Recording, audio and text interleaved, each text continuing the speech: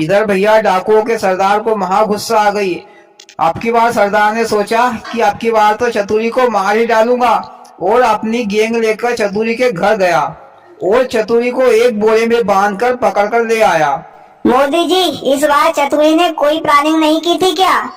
हाँ की थी ना, मैं सुनाता हूँ। चतुरी को बोरे में भरकर ले आए जंगल में और सरदार ने सोचा कि नदी के गहरे पानी में फेंक दूंगा और सरदार नदी के पास गया तो भैया डाकुओं के सरदार ने उस बोरे को नदी के किनारे पर रख दिया और नदी में फेंकने ही वाला था तो उसमें से एक ने कहा कि भैया मेरे को जरा लेटरिन बाथरूम आई है तो जरा मैं फ्रेश होकर आ जाता हूँ, इसके बाद मैं भी तमाशा देखूंगा। तो भैया सरदार ने कहा कि एक काम करो भैया होन, सभी नहा धो लो, फ्रेश हो लो, इसके बाद में अपन चतुरी को नदी में फेंक देंगे। तो भैया सभी डाकू होन उस बोरे को वहीं पर छोड़कर फ्रेश होने के लिए चले गए। इधर भैया चतुरी ने फिर अपना दिमाग दौड़ाया। वह बोरे में से बोल रहा था कि मेरे को नहीं करनी है, नहीं करनी है, ऐसा वह कहने लगा। और उसकी किस्मत से एक आदमी अपनी 20-25 भैंस वहीं पर चला रहा था तो उसने बोरे में से आवाज सुनी तो वह बोरे के पास आ गया और बोला कि भैया क्या नहीं करनी है। तो चतुरी ने कहा कि भैया राजा के कर्मचारी मेरे को राजा की लड़की से शादी करने के लिए बोरे में बांधकर ले जा रहे हैं, पर लड़की थोड़ी सी तोतली है तो मेरे को उससे शादी नहीं करनी है, पर वो दहेज तो खूब देंगे, आधा राज्य नाम पर करने को भी तैयार है, पर भैया तोतली लड़की से मैं क्यों शादी करूं। इधर भैया उस आदमी ने सोचा कि ये तो पागल लगता है, लक्ष्मी घर पर आ रही है और ये बाहर भगा रहा है। तो भैया उस आदमी ने कहा कि भैया अभी मेरी शादी नहीं हुई है तो मैं कर लेता हूँ।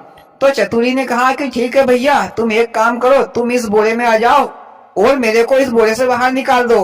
तो भैया उस आदमी ने बोरे का मुंह खोला और वो खुद बोरे के अंदर घुस गया और चतुरी को बाहर निकाल दिया। वो चतुरी भैया उस आदमी की जो 20-25 भैंस थी उसको लेकर चल दिया।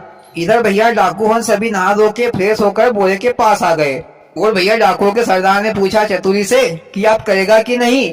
तो बोरे में से आवाज आई कि हाँ करूंगा, वो तो शादी करने की बोल रहा था। इधर भैया सरदार को गुस्सा आ गई तो उसने जम के लात मारी बोरे में और भैया बोरे को नदी में फेंक दिया और भैया इधर वो आदमी फोकट में ही मर गया लालच के चक्कर में। और फिर सभी डाकू लोगों वहां से चल दिए। तो आगे चले तो उन्होंने क्या देखा कि चतुरी भैया भैंस चरा रहा है। तो सभी डाकू लोगों चतुरी के पास गए और बोले हमने तो तुमको अभी अभी नदी में डुबोकर मार दिया है, पर तुम यहाँ पर भैंस चरा रहे हो। तो चतुरी ने कहा कि डाकू साहब तुमने बहुत कंजूसी दिखाई पानी में फेंकने में, जहाँ पर तुमने मेरे को फेंका था वहाँ पर बहुत कम पानी था तो मेरे को 20-25 भैंस ही मिली है, ज्यादा गहरे पानी में फेंकते तो मेरे को हीरे जवाहरात मिलते। मैं तुमसे नाराज हूँ इसी बात पे। तो सरदार ने कहा चतुरी से कि भैया तुम एक काम करो, तुम मेरे को पानी में डुबो दो तो मेरे को हीरे जवाहरात मिल जाएंगे। ऐसा भैया सभी डाकुओं ने चतुरी से प्रार्थना की। तो चतुरी ने कहा कि ठीक है भैया हुन, तुम सभी लोग मेरे भाई जैसे हो, मेरे को नहीं मिल पाए तो क्या हुआ, तुम सभी को मिल जाएंगे तो थोड़ा बहुत मेरे को भी दे देना।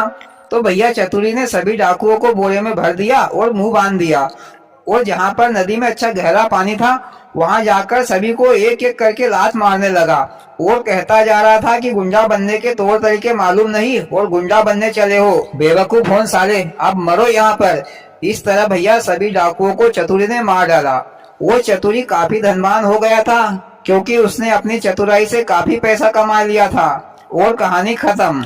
वाह मोदी जी, चतुरी तो सचमुच चतुर था। मजा आ गया तुम्हारी कहानी सुनकर। और भाइयों आपको कैसी लगी मोदी जी की कहानी? अच्छी लगी हो तो प्लीज वीडियो को लाइक और चैनल को सब्सक्राइब करें। भोलेनाथ सबके साथ।